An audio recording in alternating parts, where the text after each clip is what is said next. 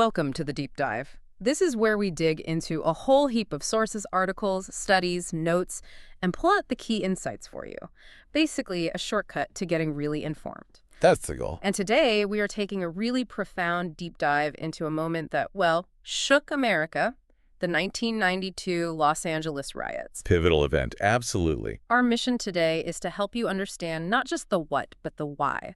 Why it happened, why it mattered so much then, and honestly, why we still feel its echoes today. We'll be looking at the history leading up to it, the riots themselves, the different experiences. Yeah, all based on our sources, and the long-term impact, too. Ah. All right, let's get into it. So our sources make it really clear that long before April 92, things were tense, particularly between the LAPD and minority communities in LA.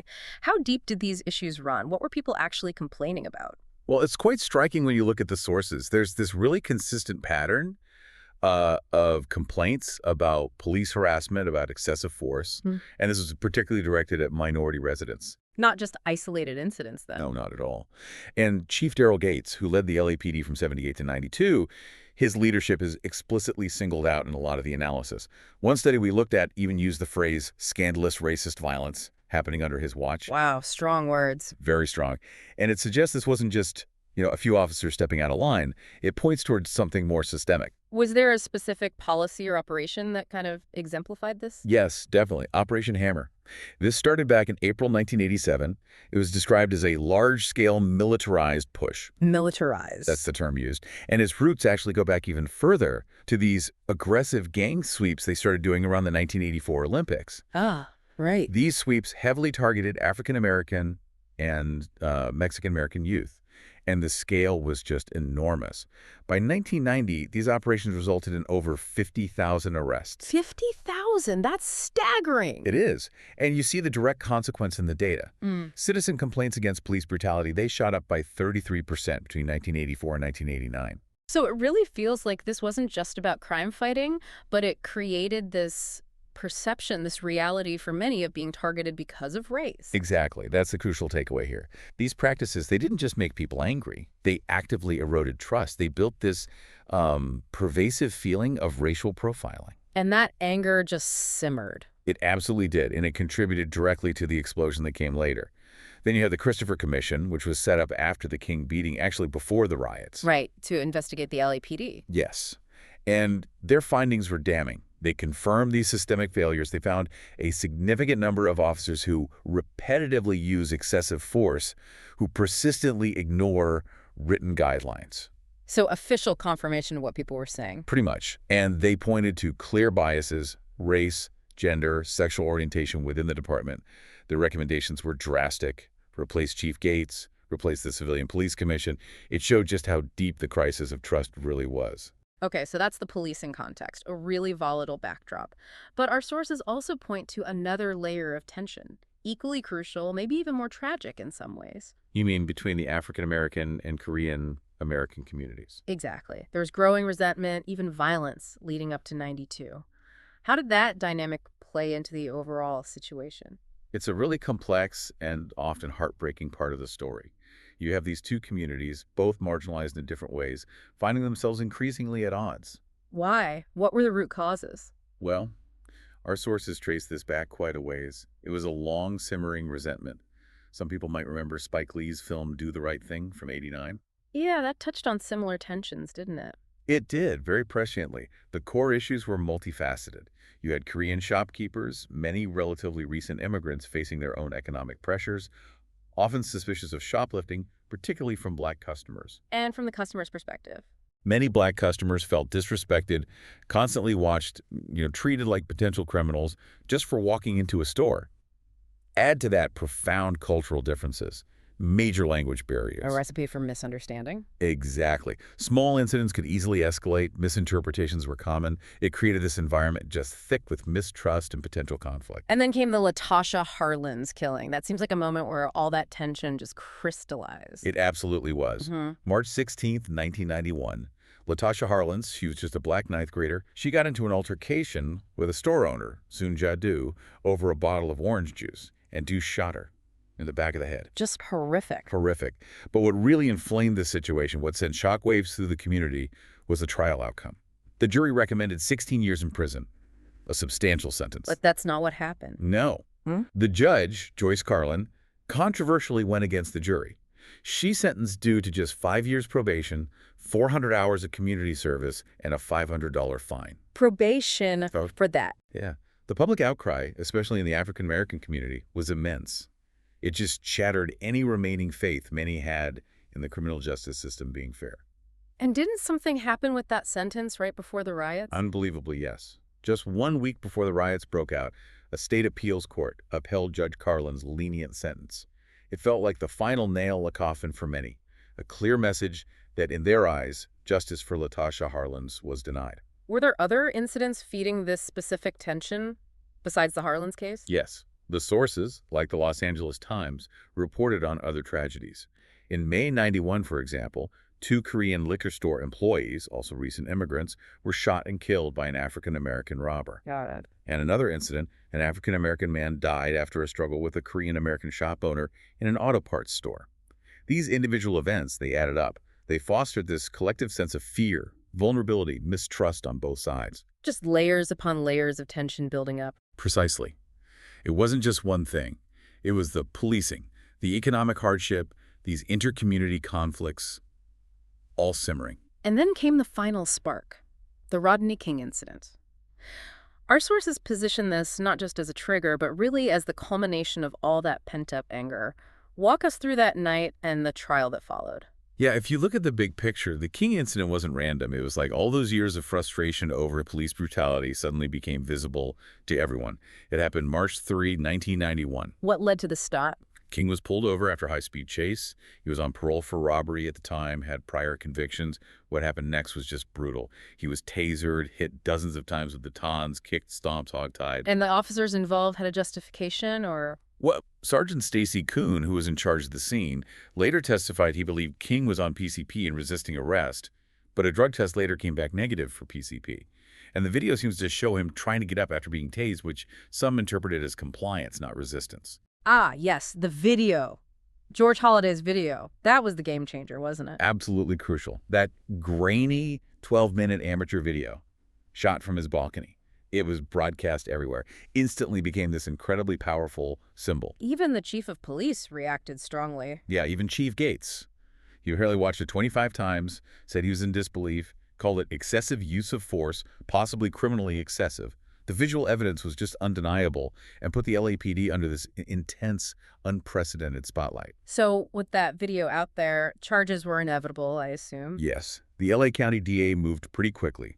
4 LAPD officers, Stacy Kuhn, Lawrence Powell, Timothy Wind, and Theodore Brazano, were charged with assault and using excessive force. But the trial itself became controversial almost immediately. It did. Because of all the media coverage, the Tents argued they couldn't get a fair trial in LA, so a change of venue was granted to Simi Valley in Ventura County. Which is known for being demographically very different from the area where the incident happened. Very different.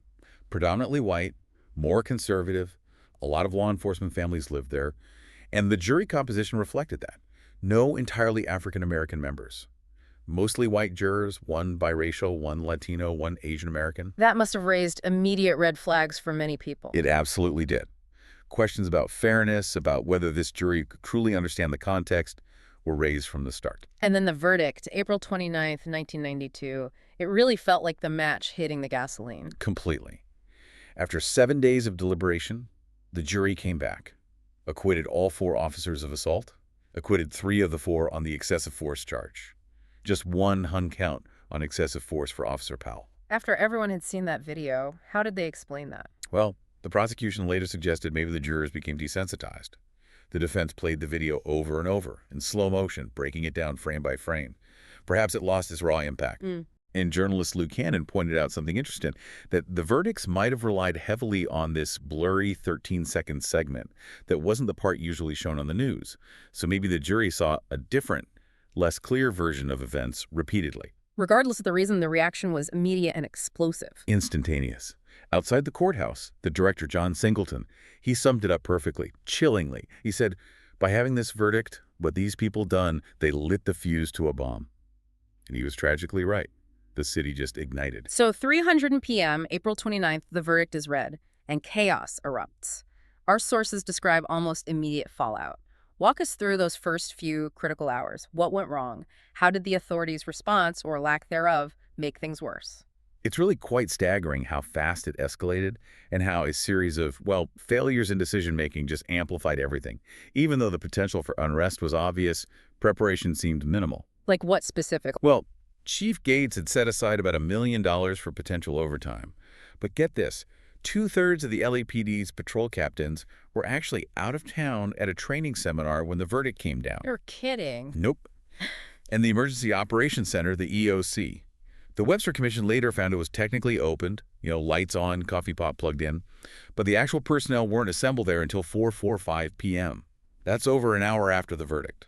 So no real command center ready to go. Not effectively.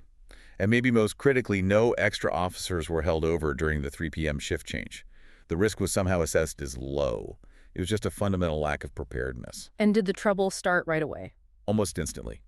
By 3:45, just half an hour after the verdict, you already had about 300 protesters at the courthouse, clearly angry. Then around 4:15, the first reports of looting came in. Payless Liquor in Delhi on Florence Avenue, west of Normandy. Did police respond to that first looting? They did respond. But according to the reports, they found the looters gone, so they basically just filed a report and left. Left the scene. That seems significant. Hugely significant. It sent a signal, probably unintentionally, that there wasn't going to be an immediate crackdown, a missed opportunity to contain things early. Mayor Bradley spoke out pretty quickly, too, didn't he? What did he say, and how did that land? Yeah, around 4:58 p.m., he held a news conference. He was clearly angry, clearly disappointed.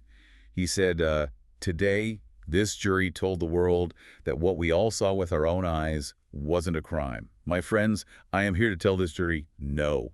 No, our eyes did not deceive us. We saw what we saw. What we saw was a crime. Powerful words, but he also called for calm. He did. He urged people not to resort to mindless acts. But Assistant Chief Bob Vernon later suggested that Bradley's very emotional, angry tone might have actually inadvertently fueled the anger on the streets. Police incidents apparently spiked right after his press conference. And then came that critical moment, the police retreat from Florence and Normandy. That intersection became infamous. Absolutely infamous. Things escalated near there, at Florence and Halldale. Officers made an arrest, a young man named Chandrell Daniels, and the crowd got much larger, much more hostile. Photographers were there, capturing it. And the police felt overwhelmed. Clearly, they were outnumbered, and crucially, they didn't have riot gear. It was apparently stored miles away at the police academy. So Lieutenant Michael Mulan, he made the call to pull out entirely around 5:50 p.m. Pulled out completely. Completely. His broadcast over the bullhorn was recorded. Hey, forget the flashlight. It's not worth it. It ain't worth it. Let's go. Yeah. It's chilling. And the command post they tried to set up nearby, it was a joke. No cell phones, not enough phone lines, no TVs to even see the live news coverage that was already showing the chaos. They were operating blind. So the police leave this flashpoint intersection, and the violence just explodes. Immediately. The crowd, seeing no police presence, moved 1 block south to Florence and Normandy proper. Looting started at Tom's Liquor right after 6 p.m., and then it turned incredibly violent.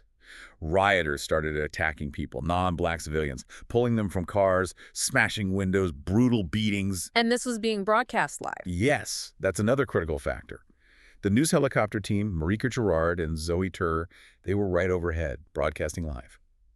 At 6:30 p.m., Tur reported seeing absolutely no police presence. None, she said.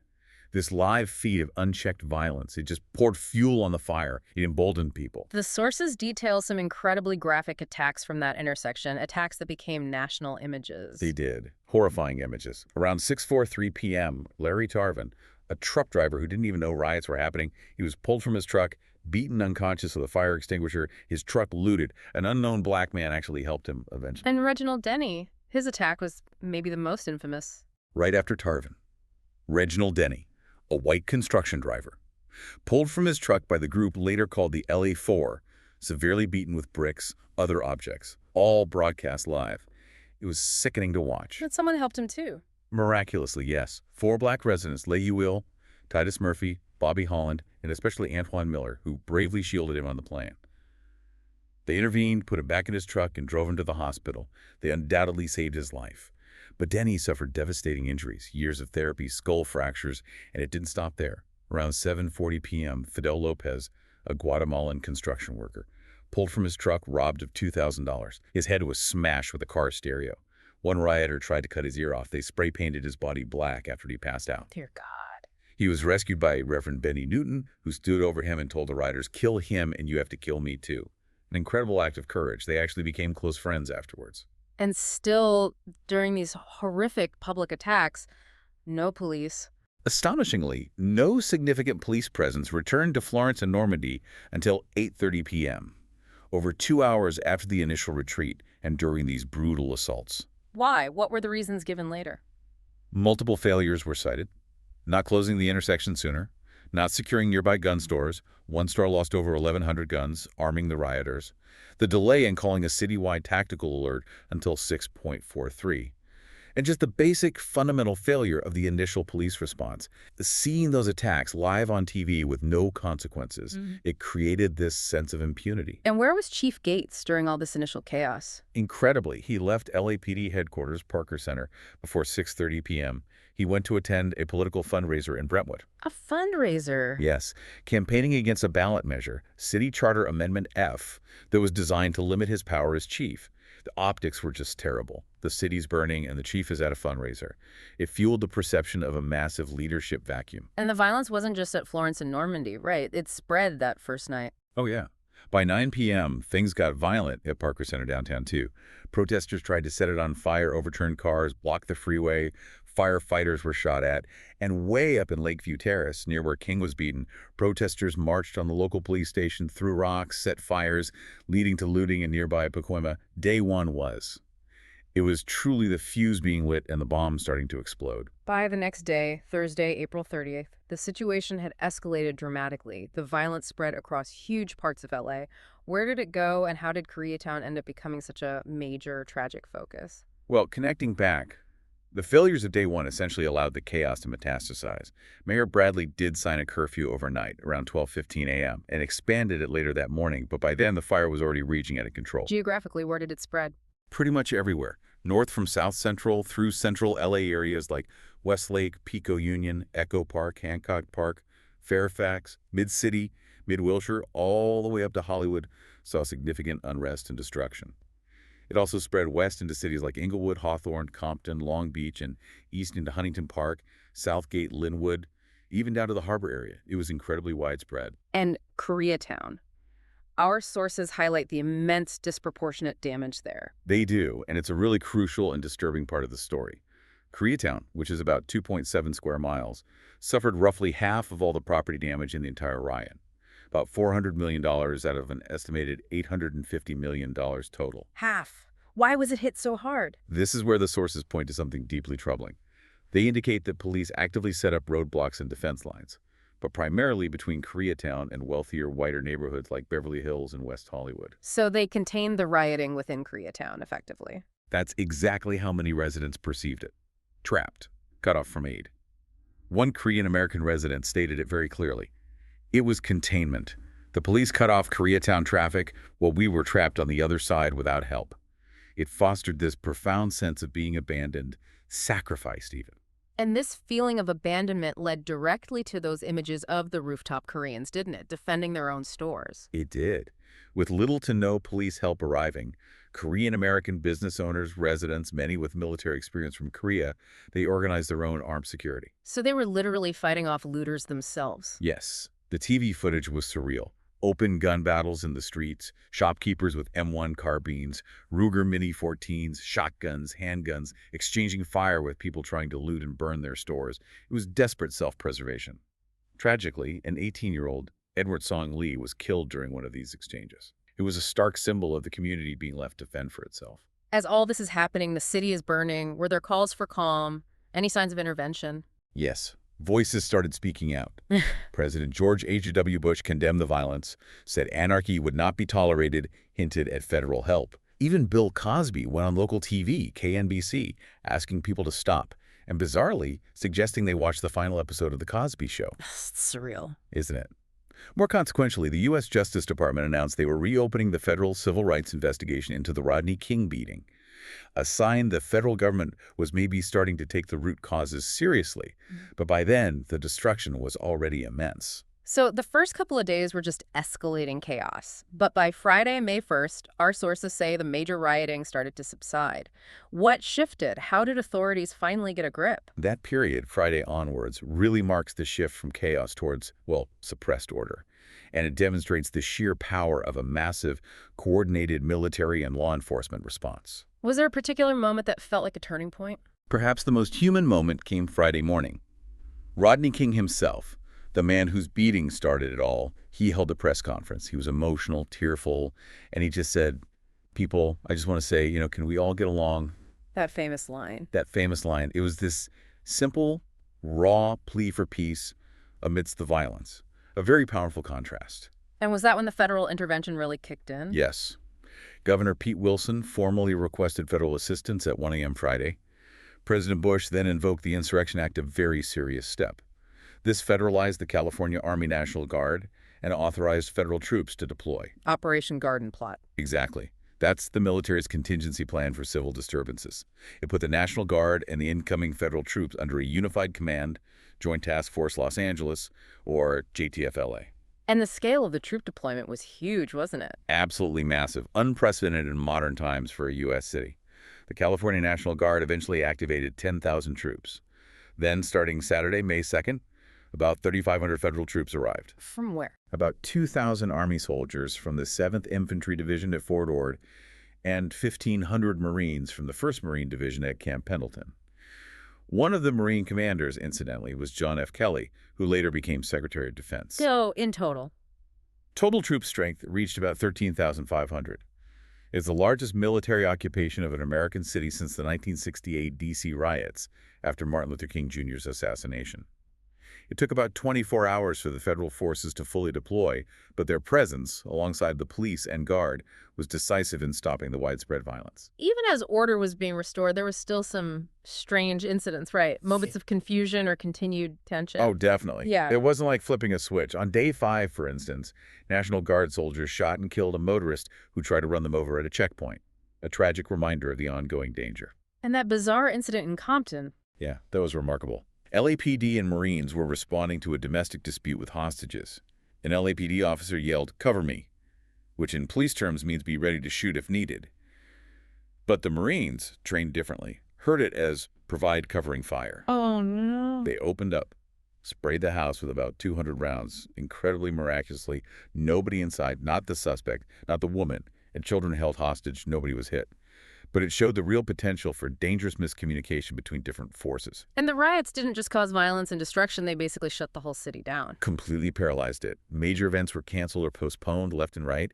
NBA playoff games for the Lakers and the Clippers, baseball games for the Dodgers, horse racing, the huge LA Fiesta Broadway Street Festival, concerts by major bands Van Halen, Metallica, Guns N' Roses, Michael Bolton, even WWF wrestling events. It shows just how deeply the entire fabric of the city was disrupted. When did things officially calm down? Mayor Bradley lifted the curfew on Sunday, May 3rd, signaling the official end of the major unrest.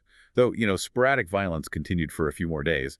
Federal troops started leaving around May 9th, the National Guard mostly by May 14th, though some stayed even longer, until May 27th. We mentioned the rooftop Koreans earlier, that striking image, but the sources make it clear the Korean-American experience was much deeper and more complex than just that.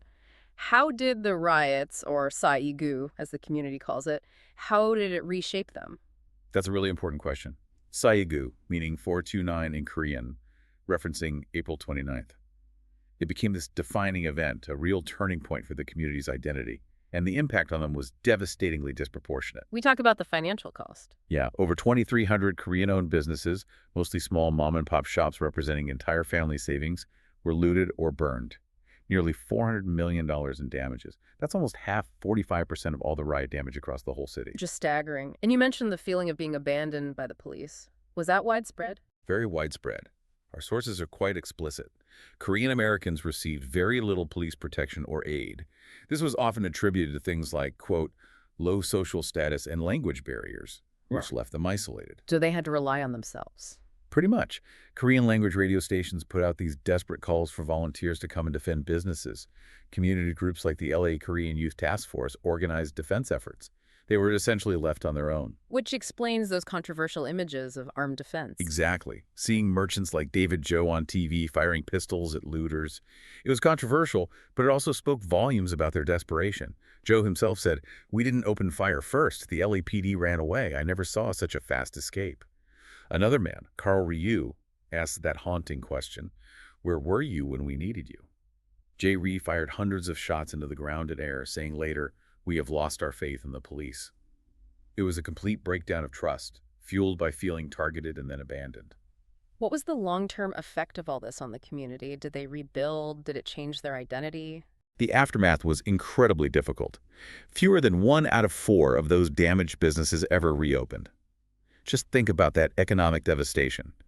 A LA Times survey in '93 found almost 40% of Korean Americans were seriously thinking about leaving LA entirely. Wow. But it also forged something new.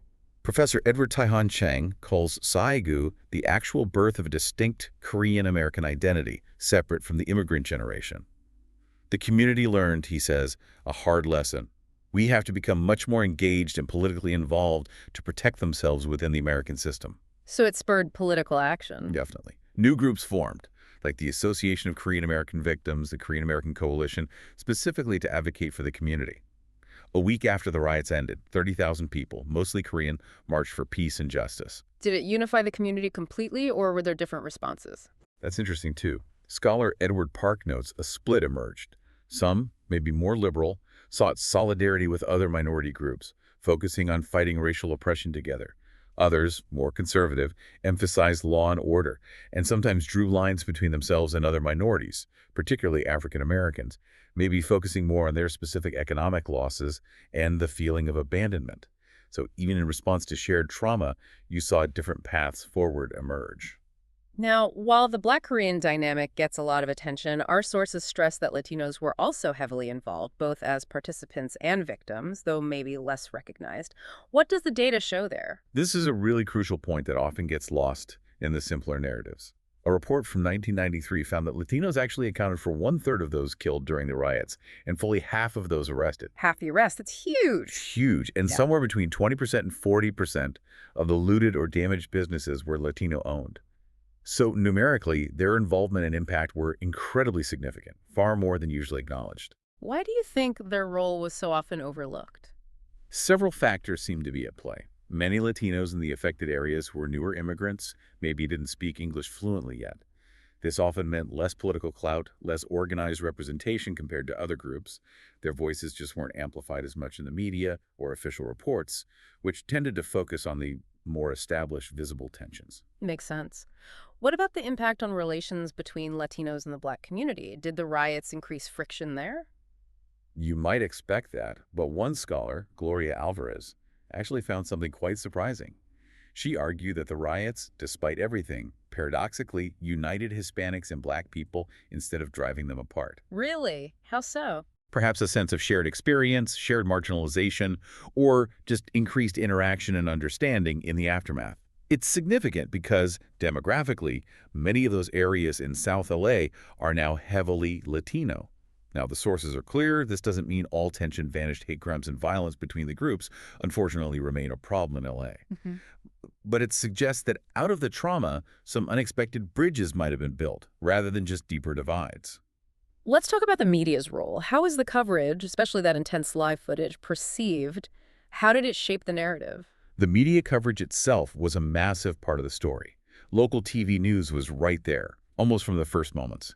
Those live helicopter shots from Zoe Tur and Marika Gerard showing the beatings at Florence and Normandy, that was unprecedented real-time horror broadcast into living rooms. And that had a ripple effect. It absolutely did. Yeah. That extensive graphic coverage is credited, or blamed, for contributing to smaller, copycat riots and protests against police breaking out in other cities across the U.S. It showed the power of those images to spread unrest. Was the coverage uniform? Did all outlets frame it the same way? No, not at all.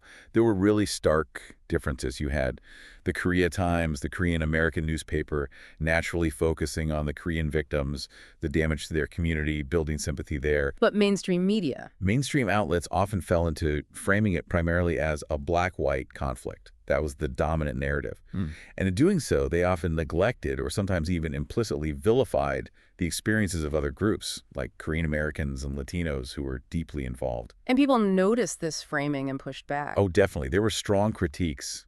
Ted Koppel on Nightline, for example, initially only interviewed black leaders about the Black Korean tensions, and some sources say those interviews included some pretty detrimental opinions about Koreans, which didn't help. Activist Guy Aoki voiced frustration about the black-white focus, feeling it ignored the immense suffering in the Korean community. Filmmaker Dae-sil Kim Gibson argued powerfully that the Black-Korean conflict was just a symptom, not the root cause. The real cause, she said, was the long history of black-white conflict in America. That's a crucial distinction. It is. No. And Hannah Kang at NBC News pointed out how the media latched onto the rooftop Koreans' image, making it seem like all Korean store owners were armed and fighting, when it was actually a small fraction. This kind of oversimplification led to major misunderstandings.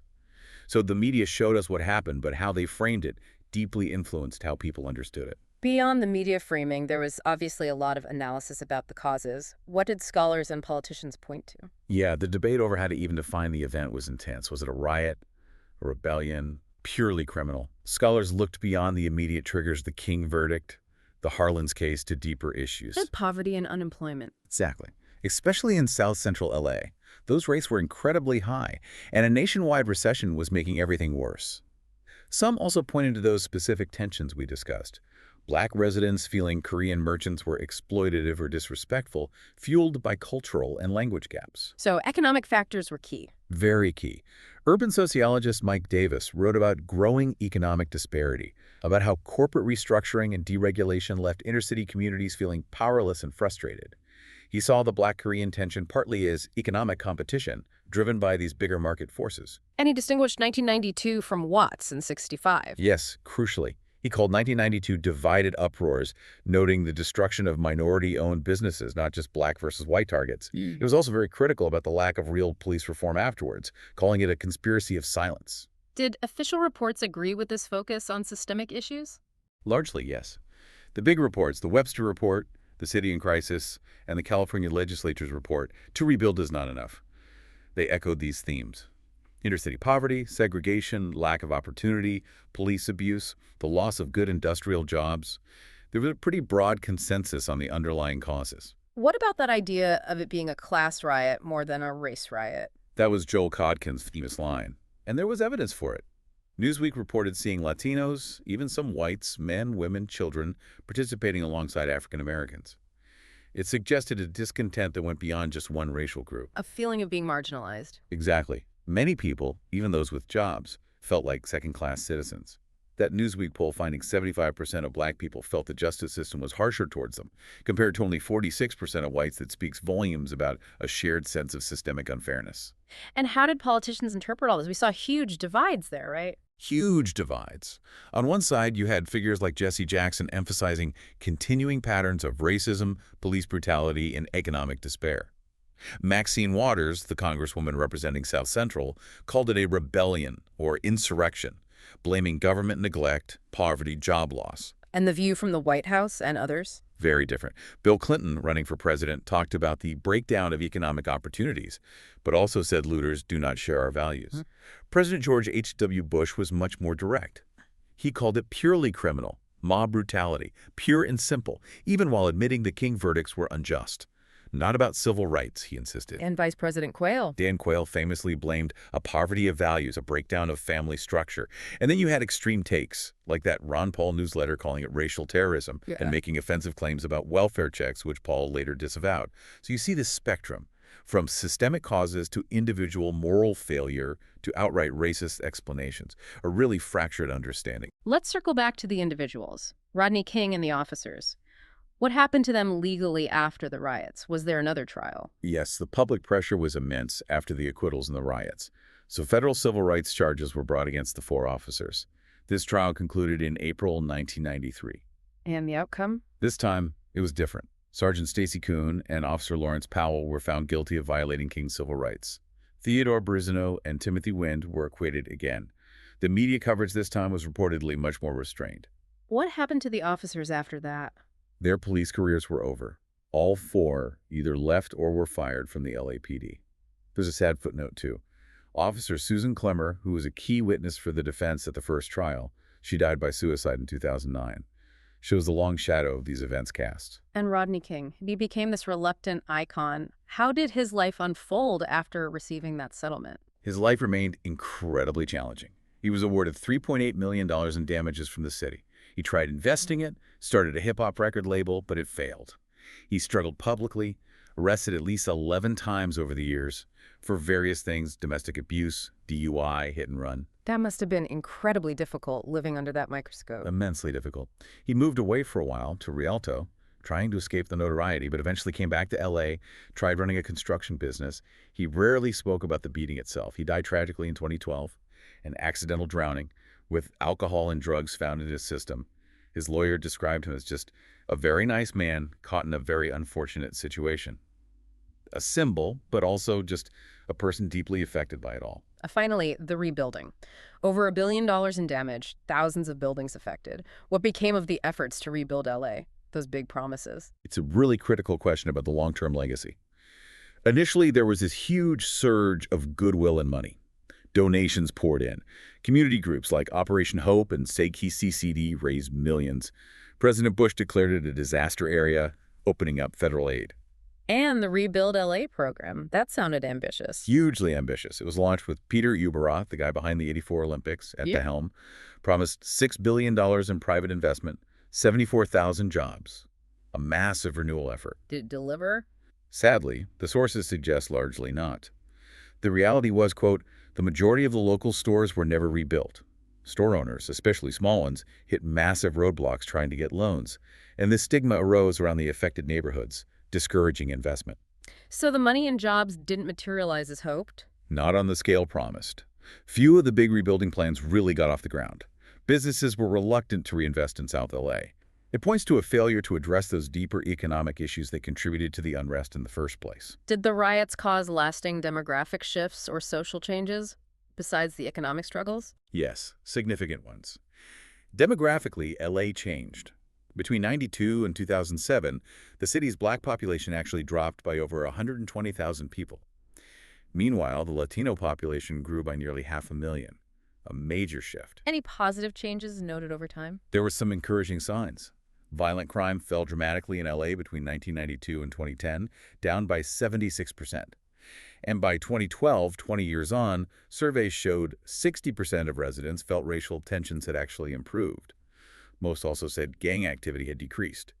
So while the economic rebuilding fell short, maybe some social healing, some adaptation did occur over the long term. Events like this, they always seep into popular culture, don't they? Our sources mentioned a few examples of how the riots echoed in music and games. Absolutely. Culture is often how we process and remember these major traumas.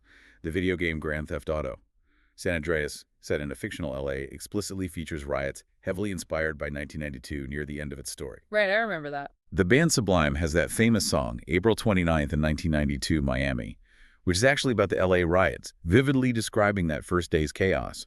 And the rapcore band Downset, their song Anger from '94, and its album cover showing South Central burning, directly tackle the riots and police brutality. Just a few ways it became part of the cultural landscape. So looking back at 1992, it was clearly a watershed moment. How do those events still resonate now? Especially when we see, unfortunately, other instances of social unrest. What are the connections? That's the key question, isn't it? The legacy isn't just historical. It provides really vital context for today's conversations about policing, race, inequality. Our sources explicitly compare 1992 to the 2020 protests after George Floyd's murder. What were the similarities and differences noted? Both obviously sparked by outrage over police brutality and systemic racism. A clear, painful through line. But a key difference highlighted for 2020 was that the protesters were generally more racially diverse, and significantly, there was little, if any, racially motivated violence between different community groups, which was such a tragic feature of '92, particularly the Black-Korean conflict. Maybe a sign of some evolution. And even looking ahead, one source mentioned projected 2025 immigration protests. How does 1992 inform that? Yeah, the New York Times piece by Joe Domanic used 1992 as a benchmark. It contrasted the '92 riots, widespread violence and systemic collapse, with hypothetical future Latino-led immigration protests, which the article projected might be more focused and less destructive. It also pointed to the complex role of Latino police officers, caught between community ties and federal authority. So, why does understanding 1992 still matter so much for us today? Because the core issues haven't vanished. Systemic inequality, police accountability, how different communities relate to each other, especially under pressure, these are still central challenges. Understanding the specific dynamics of 1992, the failures, the different perspectives, the consequences, it helps us decode the present, see the patterns, and maybe, just maybe, navigate the future more wisely. It shows these aren't just isolated incidents, but part of a much longer, ongoing story about justice and society in America.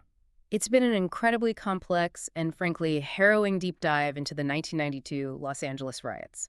We've traced how those long-term tensions, that shocking verdict, and a cascade of failures created this perfect storm that changed so many lives and really reshaped a major American city.